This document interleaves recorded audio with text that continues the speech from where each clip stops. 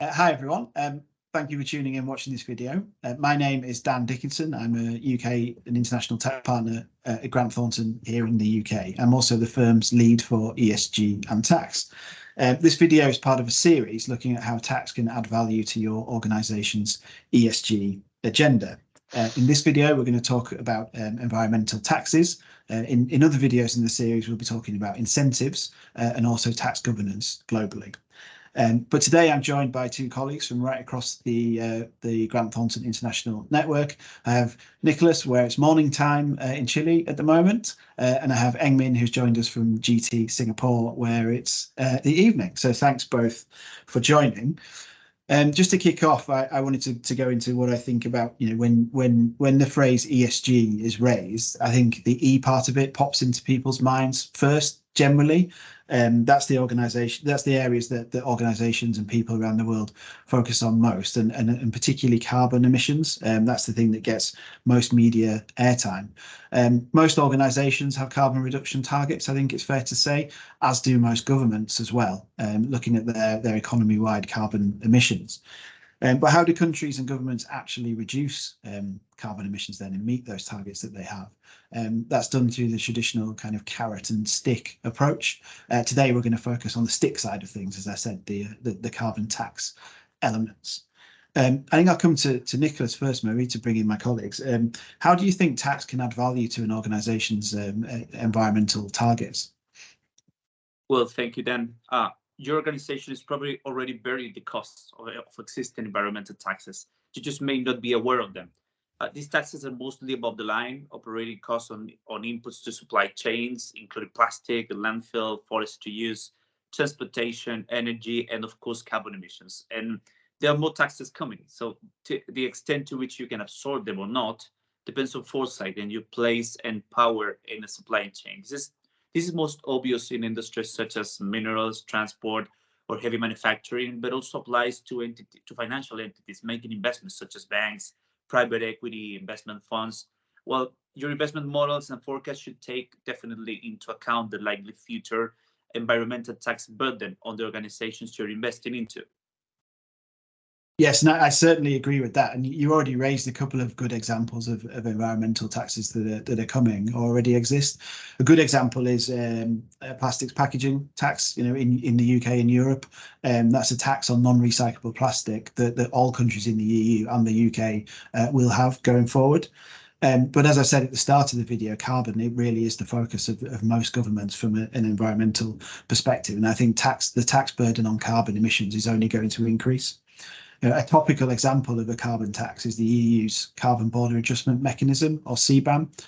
This is going to be a carbon border levy on certain products to start off with that are viewed as very carbon intensive. So iron and steel products, cement, certain chemicals, fertilizers, and electricity. Importers need to be registering under the CBAM from October this year, and then taxes will start to be paid from 2026 onwards. The European Commission estimates that something like 15 to 20 billion euros of border levy will be raised by this tax in the early years. And the key thing for any organisation globally is to understand how taxes like that might affect you. So will you have to pay them directly? Will they be borne by your suppliers and passed on to you? And either way, can you pass those on to your customers as well? Now, while CBAM is a border levy in operation, there's lots of other carbon taxes around the world that are a little bit different. They're economy-based direct carbon taxes, if you like. And Engmin, I know Singapore has that type of tax. Do you mind just giving us a few more details on that? That's correct. Singapore has set a target of achieving net zero emission by 2050. The carbon tax regime introduced in 2019 started at a low base, currently $5 per ton of GHG to potentially $80 in due course by 2030. And there's exemption for entities that has GHG level below 25,000 tons. Now, the carbon tax regime has certainly resulted in higher costs of operating in Singapore. Companies that are directly impacted are experiencing increase in their cost base, and they have to decide how much of this how much of this increase to be passed on to the customers, or how much of it they would have to retain in view of the competitive market environment.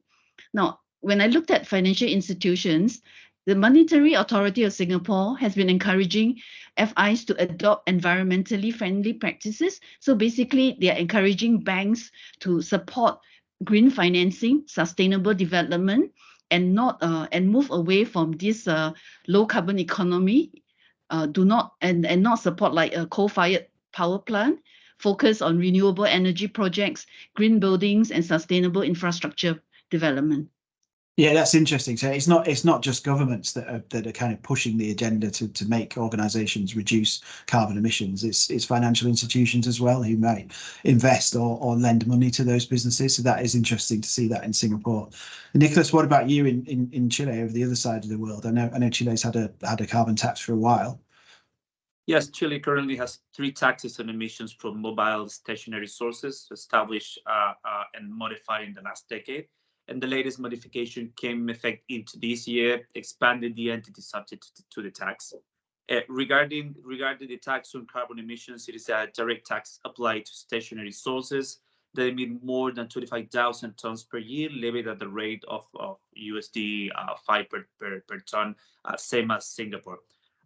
This year, a bill is expected to be introduced to gradually increase the tax on carbon emissions, and a new emission compensation scheme will be introduced to provide benefits and incentives to companies that choose to use fewer polluting fuels.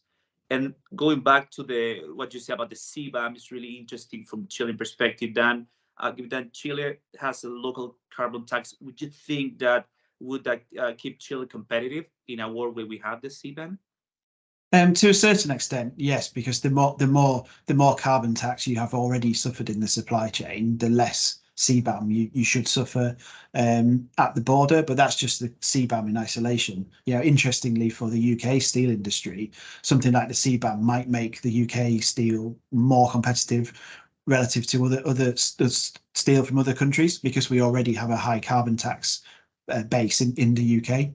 But it's important to remember that that cost has already been suffered in the supply chain. In those examples, it's just been paid in Chile and the UK rather than at the EU border.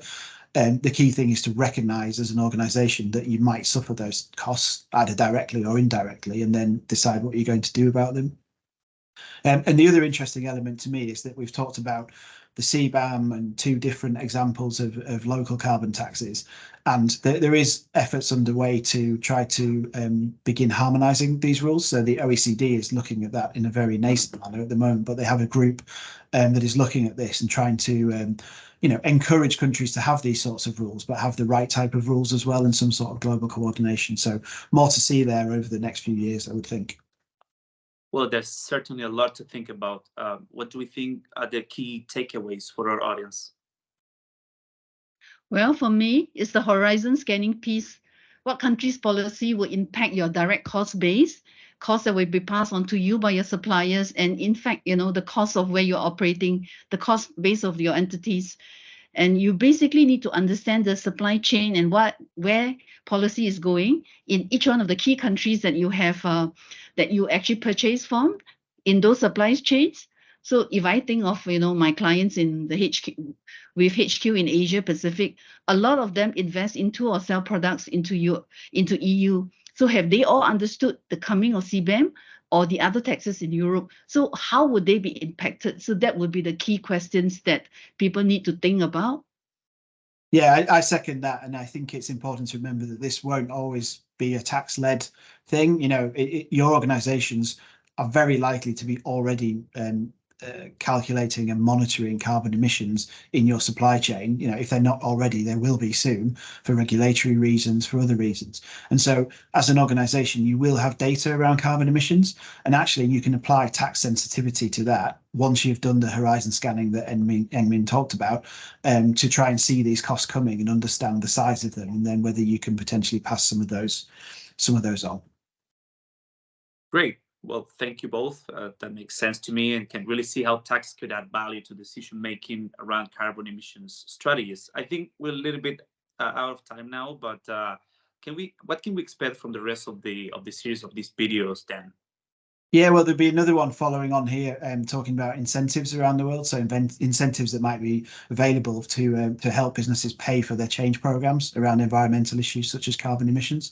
And then we'll be finishing the series with a video on tax governance and the increasing burden that I'm sure everyone watching is seeing when they work within a multinational enterprise. So hopefully people will be able to tune into those as well. I hope this video has been useful. Thank you for everyone for joining, and thank you to you, Nicholas and Engmin, for your thoughts today. Thank you. Thank you.